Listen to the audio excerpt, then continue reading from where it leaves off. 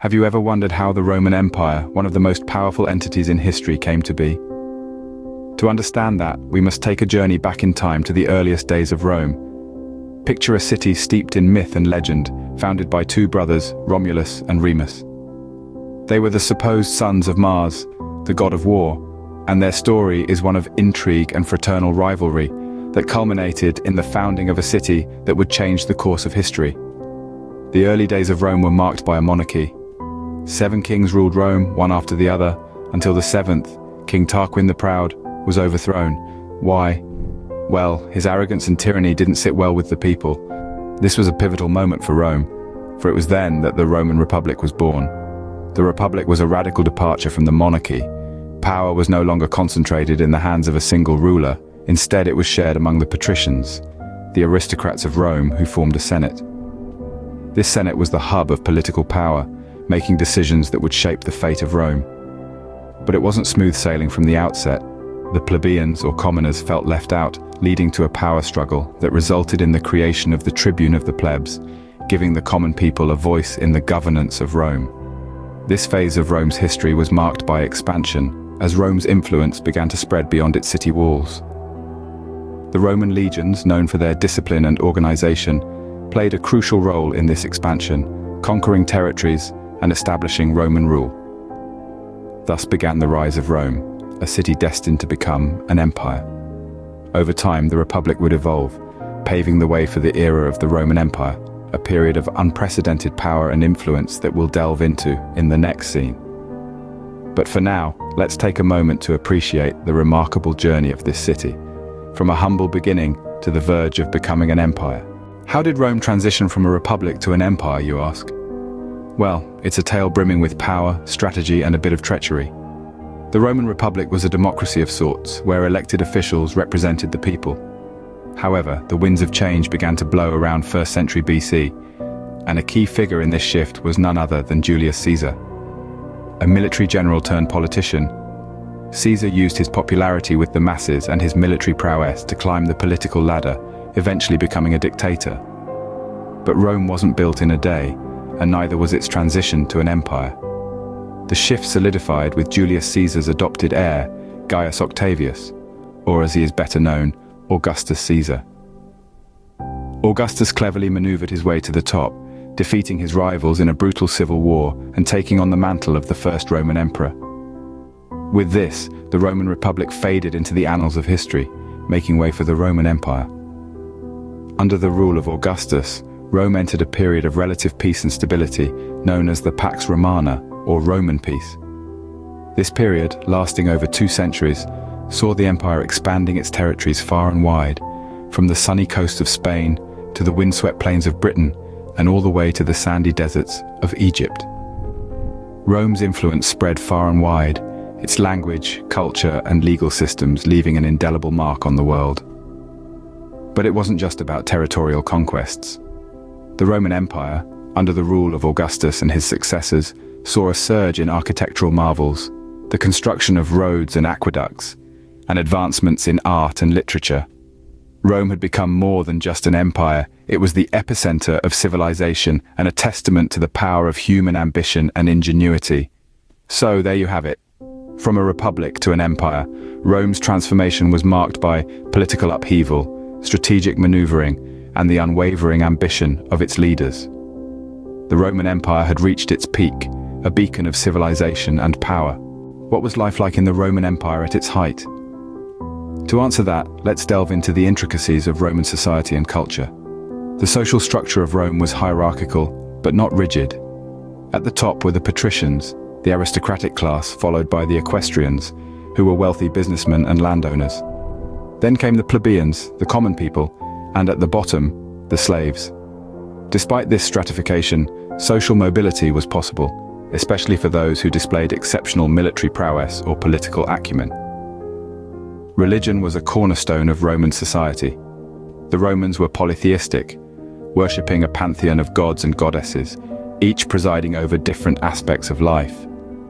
The emperor himself was often elevated to the status of a deity, which further solidified his authority. Roman achievements in various fields were nothing short of remarkable. In architecture, the Romans introduced the concept of the arch and the dome, which allowed them to build grand structures like the Colosseum, a marvel of engineering that could hold up to 50,000 spectators. This iconic amphitheater was more than just a venue for gladiatorial contests. It was a symbol of the might and grandeur of the Roman Empire. In engineering, the Romans were pioneers in building roads and aqueducts, bringing water from distant sources right into the cities. Their legal system was also advanced for its time, with laws that protected the rights of citizens and provided a framework for governance that is still influential today. Roman culture was a melting pot of influences from the various civilizations they conquered. Literature, philosophy, art, and even cuisine were all shaped by this cultural exchange, creating a rich tapestry that was uniquely Roman. To sum it up, life in the Roman Empire was a blend of grandeur and simplicity, of power and struggle, of innovation and tradition. It was a society that was as complex and multifaceted as the empire it represented. The Roman Empire was not just about conquests, it was a vibrant, complex society. But what happens when an empire becomes too vast, too complex to manage? The Roman Empire at its zenith was a colossal entity, stretching from the deserts of Africa to the frosty regions of Britain. But as it expanded, the empire began to grapple with issues that would ultimately lead to its downfall. One of the key problems was political instability. The power structures within the empire were becoming increasingly volatile, with emperors often meeting untimely and violent ends. Ambitious individuals vied for power, leading to internal strife and unrest. This instability at the top trickled down, causing widespread discontent and chaos. Economic troubles also started to plague the empire. The cost of maintaining such a vast territory with its elaborate infrastructure and military was astronomical. The empire was bleeding wealth. To make matters worse, the constant warfare and conquests had depleted the empire's resources, causing inflation and economic stagnation. The citizens, burdened by heavy taxation, grew resentful and disillusioned. Then there was the issue of military overspending. The Roman army was the backbone of the empire. It was responsible for both protecting the empire's extensive borders and for carrying out its ambitious expansionist policies. But the cost of maintaining such a massive military force was exorbitant. The empire was spending more than it could afford, and its coffers were running dry. The problems were so complex and deep-rooted that the empire was eventually split into East and West in an attempt to make it more manageable. The Eastern Roman Empire, with its capital at Constantinople, and the Western Roman Empire, with its capital at Rome, were meant to function as two halves of a whole. But this division only served to highlight the cracks in the foundation of the empire. The cracks in the mighty Roman Empire were beginning to show, and as we will discover in the next scene, these cracks would only widen with time, leading to the eventual fall of one of history's most powerful empires. How does an empire, so powerful and influential, crumble? This is a question that continues to intrigue historians and scholars to this day. As we delve into the final days of the Western Roman Empire, we find a series of events that led to its inevitable downfall. The city of Rome, once the bustling heart of the empire, experienced multiple sackings. The Visigoths, under their leader Alaric, first sacked Rome in the late summer of 410. This event sent shockwaves throughout the known world, for the invincible city had fallen. Following this, the Vandals, led by King Genseric, sacked Rome in 455. The city, at the heart of the empire, was no longer the symbol of Roman invincibility. In 476, a significant event marked the end of the Western Roman Empire. The last Roman emperor, a young boy named Romulus Augustus, was forced to abdicate his throne by the Germanic king Odoacer. This moment is often considered the official end of the Western Roman Empire. But what led to these events? There are numerous theories, each with its own merits. Perhaps the most prevalent one is the invasion by barbarian tribes. The Roman Empire had always faced threats from these tribes, but over time, these threats intensified. The Huns, Visigoths, and Vandals, among others, were pushing at the boundaries of the empire, seeking to exploit its wealth and power. Other theories suggest that internal issues, such as political corruption, economic instability, and social decay, played a significant role in the empire's fall. The empire's vast size made it difficult to govern, leading to inefficiency and corruption.